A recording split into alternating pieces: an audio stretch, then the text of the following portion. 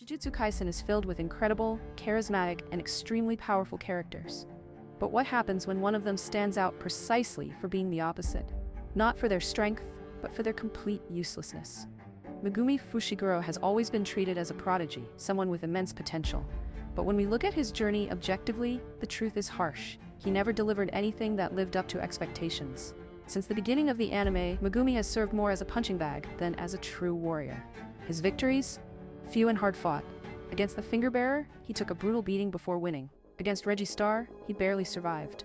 And before we could truly see his potential as a sorcerer, he ended up becoming Sukuna's greatest trump card. Today we are going to analyze why Megumi Fushiguro is, without a doubt, the most useless character in Jujutsu Kaisen. Get ready, because the truth might be painful for some fans. Within Jujutsu Kaisen's main trio, each character has had their own development. Yuji Itadori suffered, evolved, and learned through pain. From the very beginning, he wanted people to have a dignified death. However, by the time of his final battle against Mahito, he realized the world doesn't work that way. He suffered so much that even fans of the series began begging for Yuji to regain the spotlight. Nobara Kugisaki, despite having less screen time, played a crucial role in the story and had unforgettable moments.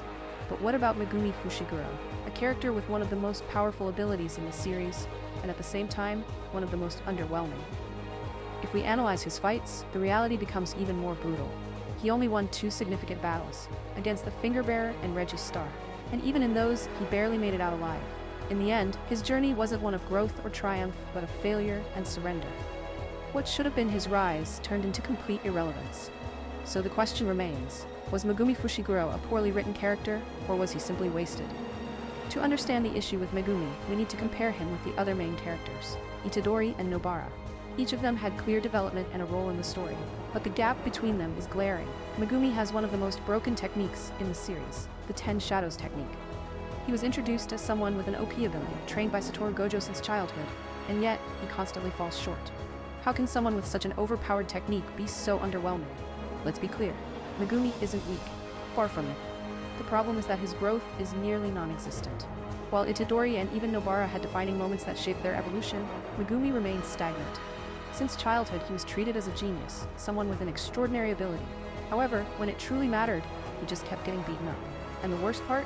When his technique was finally used at its full potential, it wasn't even by him. Sukuna, the greatest villain in the series, showed what the 10 Shadows technique was truly capable of, while Megumi stood by, powerless, watching his own downfall. Some fans try to justify Megumi's downfall by saying, Sukuna killed his sister, and she was the most important thing to him. Everything he did was to save her. But let's compare him to Yuji Itadori. Since the beginning of the story, Yuji has suffered immensely. Itadori has always carried a strong sense of responsibility, inherited from his grandfather. From the start, he tries to save people, feeling every death of those he couldn't protect. His first major emotional wound was with Junpei Yoshino.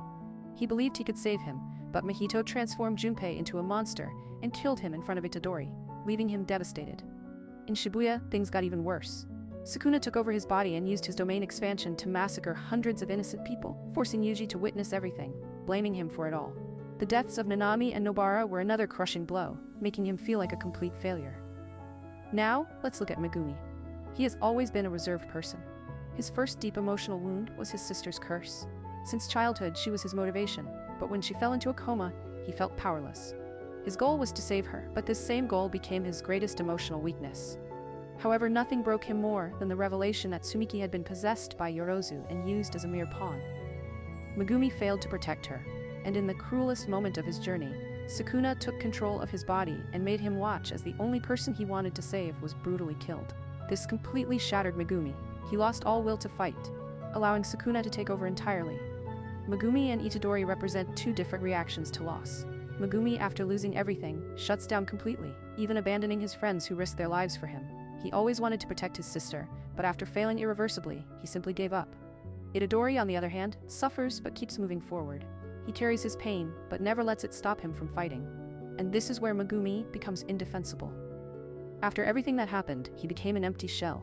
While everyone else risked their lives to save him, he just stood there, broken, unwilling to fight back.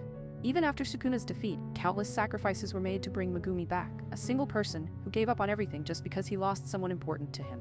But in the world of Jujutsu Kaisen, every sorcerer experiences loss. After all, as Nanami once said, every sorcerer dies alone and with regrets. So, in the end, Megumi wasn't just an underwhelming character, He was the most wasted character in Jujutsu Kaisen.